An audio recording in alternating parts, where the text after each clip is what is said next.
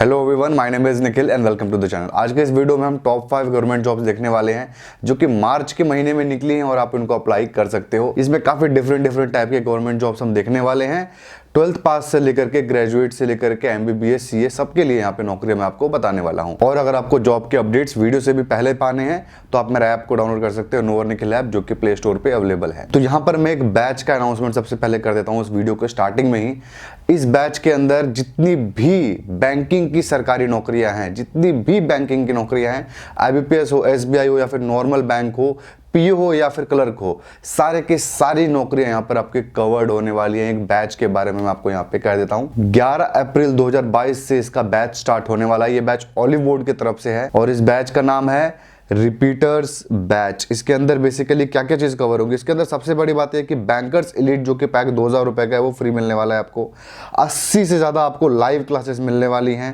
Faculty जो है वो आपके साथ डिस्कशन करेंगे और वो नॉर्मल फैकल्टी नहीं है, वो एक्स बैंक एम्प्लॉयज जो कि बैंक में पहले नौकरी कर चुके हैं और जिनका एक्सपीरियंस है वो आपके साथ स्ट्रेटेजी डिस्कशन करेंगे। आपके लाइव डाउट्स क्लियर किए जाएंगे, मॉक टेस्ट होगा, हर एक चीज यहाँ पे मिलने वाला है। और मॉक टेस्ट थोड़ा मोड़ा नहीं, 2000 से ज्यादा मॉक टेस्ट अवेलेबल होगा। तो हर एक चीज मिलने वाली है बैंकिंग से रिलेटेड और 40% ऑफ भी है इसके ऊपर।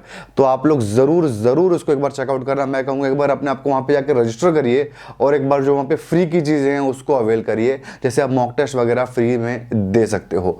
तो डेफिनेटली जो लोग बैंकिंग की तैयारी करते होंगे ना, ये रिपीटर्स बैच को एक बार जरूर ध्यान दें। और एक और बात बता दो इस कोर्स के अंदर कि आपकी मेंस की तैयारी भी पूरी डिटेल में करेंगे, सिर्फ और सिर्फ फिल्म्स करा करके नहीं छोड़ने वाले हैं। तो बहुत ही अच्छा कोर्स है। जो भी लोग इंटरेस्टेड होंगे, लिंक डिस्क्रिप्शन में अवेलेबल है। 40% ऑफ भी जल्दी खत्म होने वाला है, बैच भी स्टार्ट होने वाला है। जो लोग इंटरेस्टेड होंगे जरूर एक बार इसको चेकआउट करें। तो चलिए अब हम अपने जॉब के अपडेट्स को देखना शुरू करते हैं। सबसे पहले जॉब के बारे में जो बात करेंगे वो है UPSC IES और ISS। ये IES आपका इंडियन इंजीनियरिंग सर्विस नहीं है, ये आपका इंडियन इकोनॉमिक सर्विस और इंडियन स्टैटिस्टिकल सर्विसेज। तो ये दोनों जो है बेसिकली, जैसे IES इंजीनियर के लिए होता है, IAS होता है एडमिनिस्ट्रेटिव सर्विस के लिए, IPS होता है पुलिस के लिए, वैसे ही ये हमारे कंट्री की इकोनॉमिक्स और स्टैट्स के सर्विसेज जितनी भी हैं वहां पर टॉप नॉच लेवल की रिक्रूटमेंट है इस देश में। इससे बड़ी कोई भी सरकारी नौकरी नहीं है इकोनॉमिक्स और स्टैट्स से रिलेटेड। तो चलिए सबसे पहले डेट्स को देख लेते हैं इस फॉर्म की। तो जो इसका फॉर्म है वो 6 अप्रैल 2022 को आउट हो चुका है और इस फॉर्म को भरने का जो आखिरी डेट है वो है 26 अप्रैल 2022। इसके एग्जामिनेशन की बात करें तो एग्जामिनेशन इसका होगा 24 जून 2022 को। तो ये हो गई सारी डेट्स की डिटेल्स। अब हम आ जाते हैं इसके ऊपर एग्जामिनेशन फीस के ऊपर। तो जनरल, OBC और EWS के कैटेगरी वाले जितने भी मेल कैंडिडेट यानी लड़के कैंडिडेट है जनरल, EWS और OBC के, उसमें 200 रुपए एप्लीकेशन फीस है। किसी भी कैटेगरी की फीमेल के लिए 0 रुपीज एप्लीकेशन फीस है और SC, ST और फिजिकली हैंडीकैप्ड स्टूडेंट के लिए भी 0 रुपीज एप्लीकेशन फीस है, मेल हो या फिर फीमेल हो। तो सिर्फ मेल, जनरल, OBC, EWS वालों को ही 200 रुपए फीस देनी है। तो चलिए अब हम पोस्ट की बात कर लेते हैं। पोस्ट की बात करें तो टोटल यहाँ पे 53 पोस्ट है, जिसमें से 24 है आपके इंडियन इकोनॉमिक सर्विस की और 29 है आपके इंडियन स्टैटिस्टिकल सर्विस की। इसके पोस्ट को देख करके आप मत सोचिए कि बहुत कम पोस्ट है, इतनी पोस्ट निकलती है और कट ऑफ कोई बहुत हाई लेवल नहीं जाता, लेकिन एग्जामिनेशन का लेवल बहुत हाई है। ठीक है, तो ये गई हमारी पोस्ट की बात। अब हम आ जाते हैं यहाँ पे एलिजिबिलिटी क्राइटेरिया के ऊपर। एलिजिबिलिटी क्राइटेरिया में सबसे पहले आपको बता दूं कि आप इस देश में कहीं के भी नागरिक हो, आप इस फॉर्म को अप्लाई कर सकते हो। मेल हो, फीमेल हो, कुछ भी हो, ट्रांसजेंडर हो, आप चाहो तो अप्लाई कर सकते हो। अब हम बात करते हैं एज की। एज की बात करें तो 21 ईयर्स से लेकर के 30 ईयर्स तक के लोग इस फॉर्म को अप्लाई कर सकते हैं और जो हमारा OBC है उसको 3 साल, SC, ST को 5 साल जो रिलैक्सेशन होता है वो यहां पर भी अवेलेबल आपके पास है। अब हम बात कर लेते हैं यहां पे एजुकेशन क्वालिफिकेशन का। एजुकेशन क्वालिफिकेशन की बात कर रहे हैं तो यहां पर मैं आपको सबसे पहले जो पॉइंट बताना चाहता हूं वो ये कि दोनों फॉर्म में से किसी आप एक ही को अप्लाई कर सकते हैं। मतलब ISS या तो स्टैटिस्टिकल सर्विस के लिए अप्लाई कर सकते हैं या तो इकोनॉमिक सर्विस के लिए अप्लाई कर सकते हैं, दोनों के लिए नहीं अप्लाई कर सकते। और दोनों के एलिजिबिलिटी क्राइटेरिया भी एक आदमी के पास होना बहुत ही ज्यादा मुश्किल है। तो चलिए अब हम एजुकेशन क्वालिफिकेशन को देख लेते हैं। तो सबसे पहले बात करते हैं इंडियन इकोनॉमिक सर्विस की। इंडियन इकोनॉमिक सर्विस के अंदर जो क्वालिफिकेशन चाहिए वो चाहिए पोस्ट ग्रेजुएशन डिग्री, किसके अंदर, इकोनॉमिक्स के अंदर, या तो अप्लाइड इकोनॉमिक्स के अंदर, बिजनेस इकोनॉमिक्स के अंदर या फिर इकोनोमेट्रिक्स के अंदर। ठीक है, अब हम स्टैटिस्टिकल सर्विसेज का भी देख लेते हैं। अच्छा, एज के क्वालिफिकेशन मैंने आपको बताया था ना, 21 से 30 साल दोनों के लिए बराबर ही है। चलिए अब स्टैटिस्टिकल सर्विस का देख लेते हैं एजुकेशन क्वालिफिकेशन। तो इसके अंदर कोई भी ग्रेजुएट अप्लाई कर सकता है जिसकी ग्रेजुएशन की डिग्री है स्टैट्स के अंदर या फिर मैथमेटिकल स्टैटिस्टिक्स के अंदर या फिर अप्लाइड स्टैटिस्टिक्स के अंदर। अगर ऐसा नहीं है, आपने किसी और सब्जेक्ट में ग्रेजुएशन किया है लेकिन आपने मास्टर डिग्री ले ली है किसके अंदर, स्टैट्स के अंदर, मैथमेटिकल स्टैट्स के अंदर या फिर अप्लाइड स्टैट्स के अंदर, तो समझ में आया आपको, या तो इन तीनों फील्ड में आपने ग्रेजुएशन किया हो या तो पोस्ट ग्रेजुएशन किया हो तो अप्लाई आप कर सकते हो। दोनों ही पोस्ट के लिए कोई भी परसेंटेज का रिक्वायरमेंट नहीं है। सेकेंड पॉइंट, फाइनल ईयर के लोग अप्लाई नहीं कर सकते हैं। थर्ड पॉइंट, आपने करस्पॉन्डेंस से किया है तो भी अप्लाई आप कर सकते हो, इसके अंदर कोई भी ऐसी रिक्वायरमेंट नहीं है। परसेंटेज आपके 33 आए हो, 93 आए हो, आप अप्लाई कर सकते हो। आपने ऑनर्स डिग्री ली हो या फिर नॉर्मल ग्रेजुएशन की डिग्री ली हो तो भी अप्लाई कर सकते हो। कोई और क्राइटेरिया यहाँ पे नहीं है, आपको ये बात समझ में आ जानी चाहिए। और जो आपका स्टैटिस्टिकल ऑफिसर और इकोनॉमिक्स ऑफिसर आप बनोगे, इसके अंदर सैलरी की थोड़ा सा आपको बता दूं तो ये one of the highest paying नौकरी होने वाली है आपकी, और इसके अंदर इजीली आपके 70,000 से 80,000 के बीच में सैलरी बन जाएगी। तो ये हो गई इस फॉर्म की सारी डिटेल्स। अब हम इसका एग्जामिनेशन पैटर्न देख लेते हैं। पैटर्न की बात करें तो सिर्फ और सिर्फ इसके अंदर एक ही रिटन एग्जामिनेशन है और उसके बाद आपका वाइवा है या फिर एक इंटरव्यू है, उसके बाद आपकी नौकरी लग जाएगी।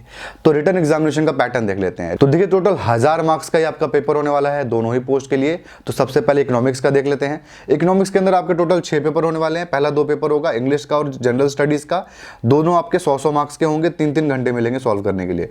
उसके बाद आपके 3 पेपर होंगे इकोनॉमिक्स के, जनरल इकोनॉमिक्स 1, 2, 3, ये 200 मार्क्स के होंगे, इसको भी सॉल्व करने के लिए आपको 3-3 घंटे मिलेंगे। उसके बाद आपका इंडियन इकोनॉमिक्स का एक पेपर होगा, वो भी 200 मार्क्स का होगा, उसके भी अंदर 3 घंटे मिलेंगे। तो टोटल आपके 6 पेपर होंगे 1000 मार्क्स के, सॉल्व करने के लिए आपको अलग अलग शिफ्ट में होंगे 3-3 घंटे मिलने वाले हैं। ऐसे स्टैट्स में देख सकते हो 2 पेपर आपका इंग्लिश और स्टडीज का है 100-100 मार्क्स का। उसके बाद आपके 2 ऑब्जेक्टिव के स्टैट्स के पेपर है और स्टैट्स के 2 डिस्क्रिप्टिव पेपर है, ठीक है। और इसके अंदर टाइम जो है डिस्क्रिप्टिव के अंदर 3-3 घंटे का है, इंग्लिश और जनरल स्टडीज में 3-3 घंटे का है, स्टैट्स के ऑब्जेक्टिव आपके 2-2 घंटे के पेपर है। तो यही आपका एग्जामिनेशन पैटर्न होगा। जो इनको पास करेगा उसको अपना इंटरव्यू देगा, उसके बाद उसकी नौकरी लग जाएगी। तो जो भी लोग इस फॉर्म में इंटरेस्टेड होंगे जरूर अप्लाई करें।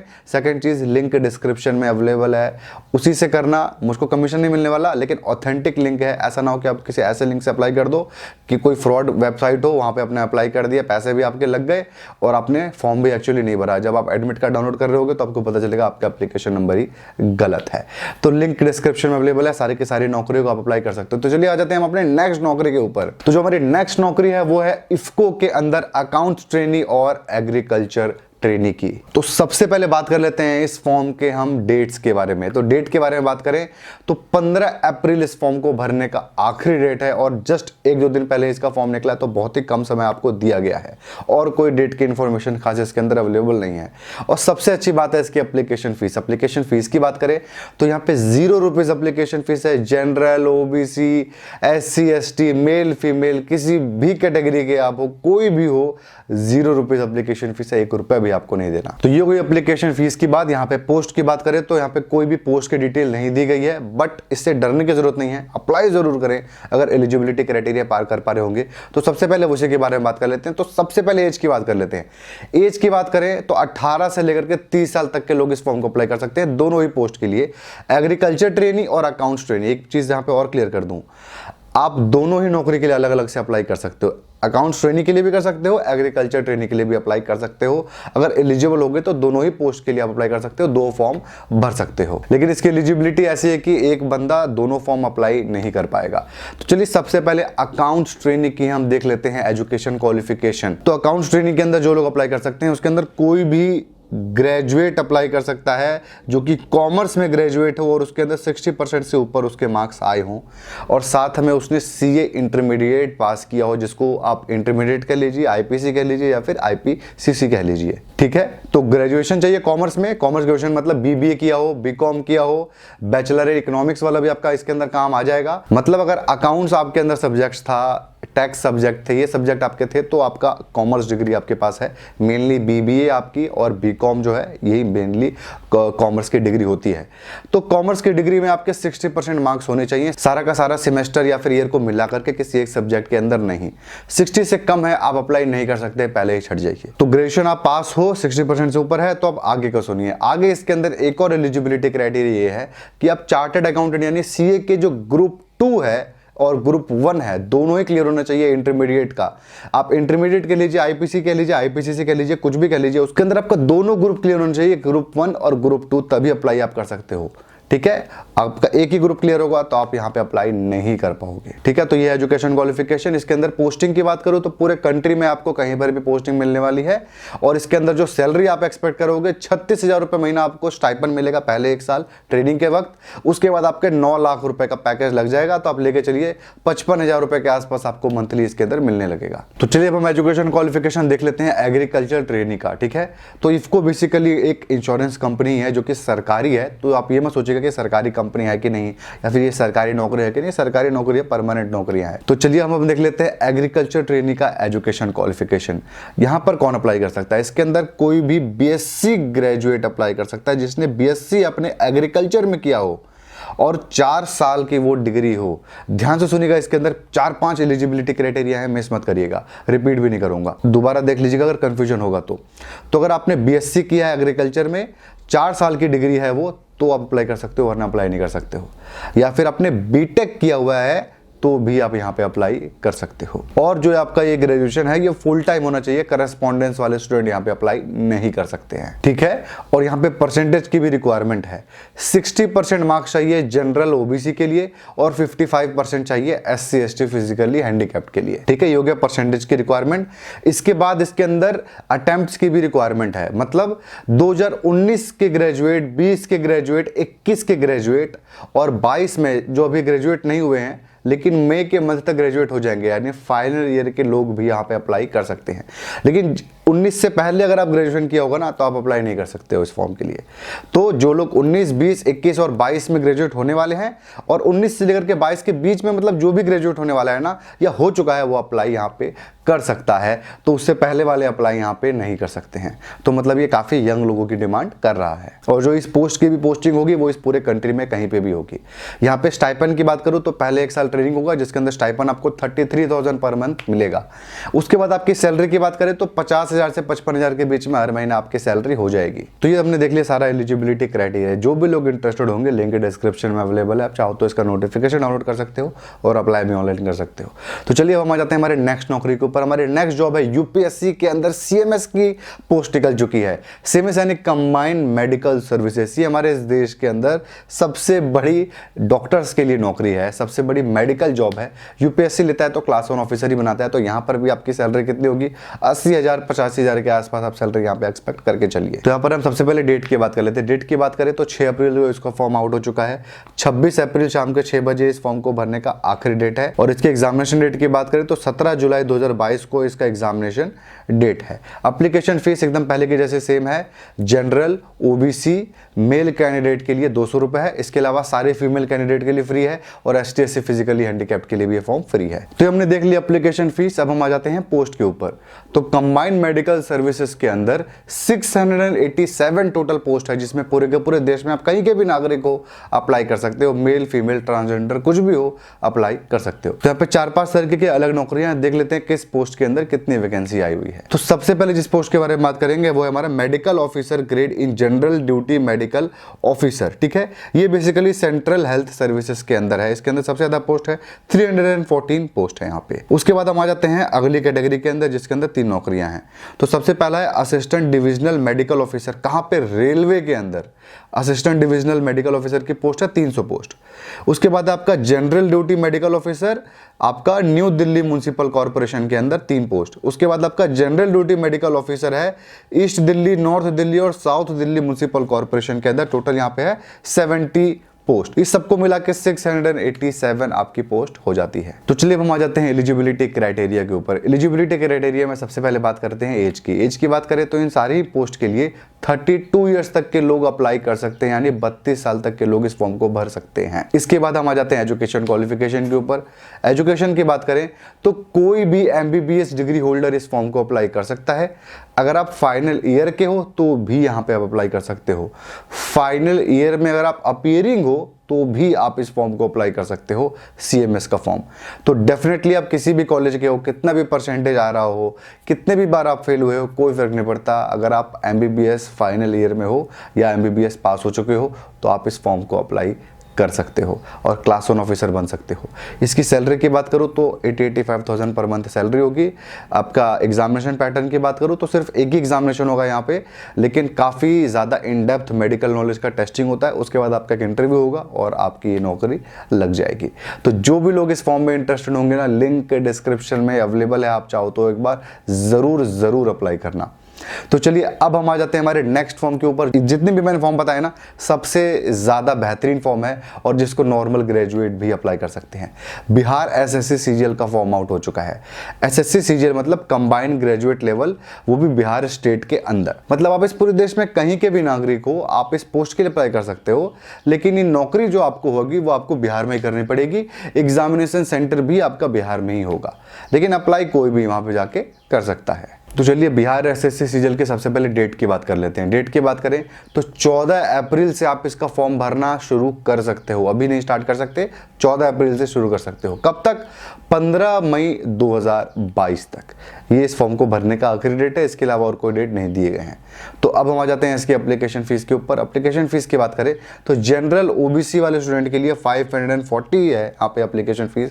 SC ST फिजिकली हैंडीकैप्ड के लिए 135 रुपीज एप्लीकेशन फीस है। तो अब हम आ जाते हैं यहाँ पे पोस्ट के ऊपर। तो देखिए यहाँ पर टोटल 2187 पोस्ट यहाँ पे निकला हुआ है, जिसको पूरे के पूरे देश में कहीं के भी नागरिक अप्लाई कर सकते हैं। प्रॉब्लम इतनी है कि आपका एग्जामिनेशन सेंटर और नौकरी वो बिहार में ही आपको मिलेगा।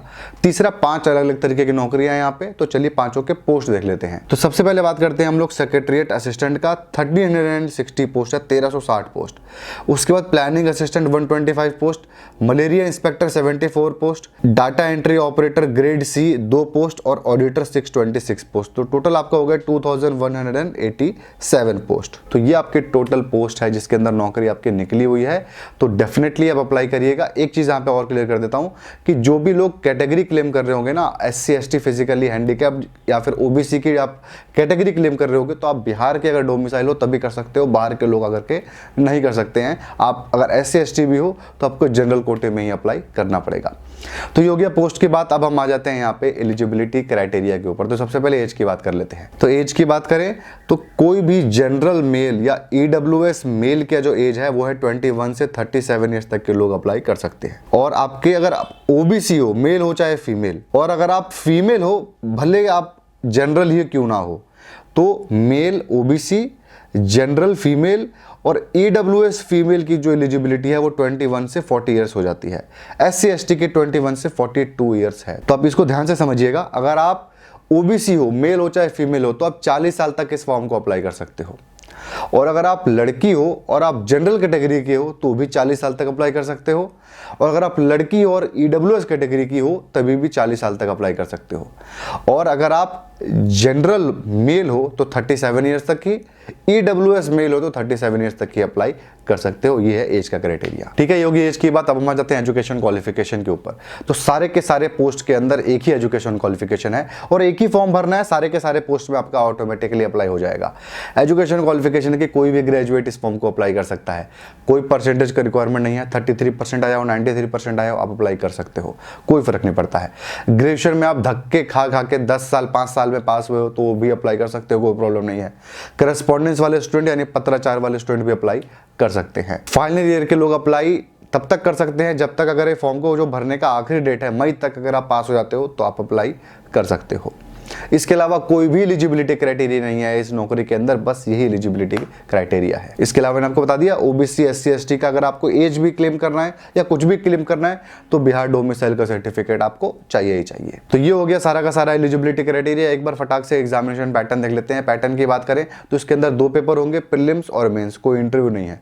प्रीलिम्स का पैटर्न एक बार जल्दी से देख लेते हैं। तो इसके अंदर आपके टोटल 3 पेपर होंगे, जनरल स्टडीज का, जनरल साइंस एंड मैथमेटिक्स का, उसके बाद आपका रीजनिंग का। तीनों ही आपके 50-50 क्वेश्चन होंगे, 200 मार्क्स के। टोटल सॉल्व करने के लिए आपको 2 घंटा 15 मिनट मिलेगा। तो 150 क्वेश्चन हो गए, 600 मार्क्स। सॉल्व करने के लिए मिला आपको 2 घंटा 15 मिनट, जो कि कंबाइन मिलेगा। तो आप ये समझ सकते हो काफी अच्छी नौकरी है। स्पेशली बिहार डोमिसाइल हो, आंख बंद करके अप्लाई करना, कोई भी ग्रेजुएट सोचने की भी जरूरत नहीं इस नौकरी के लिए, क्योंकि बिहार में बहुत अच्छी नौकरी है। तो ये हमने देख लिए, हमने 4-5 फॉर्म देख लिए। इसके अलावा भी कई फॉर्म निकले हुए हैं। इसके अलावा राजस्थान के अंदर हाउस कीपिंग का फॉर्म निकला हुआ है जिसको 12th पास अप्लाई कर सकते हैं। इसके अलावा ऐसे कई छोटे छोटे फॉर्म हैं जिसको 10th और 12th के भी अप्लाई कर सकते हैं। मैं सबकी लिंक आपको डिस्क्रिप्शन में दे दूंगा। आप लोग जरूर जो इंटरेस्टेड होंगे जरूर उसको चेकआउट करना। कोशिश किया मैंने इस वीडियो को छोटा रखने का, लेकिन स्टिल ये बड़ा ही हो गया है। तो जो भी था इस वीडियो में यही था। तो बस ये था आज के वीडियो में। आई होप आपको इस वीडियो से फायदा मिला होगा। अगर आपको इस वीडियो से फायदा मिला तो आप इस वीडियो को लाइक जरूर करें, कमेंट करें अपने डाउट को, और अगर आपको ऐसे और वीडियोस देखने होंगे तो आप इस चैनल को भी जरूर सब्सक्राइब करें। Thank you.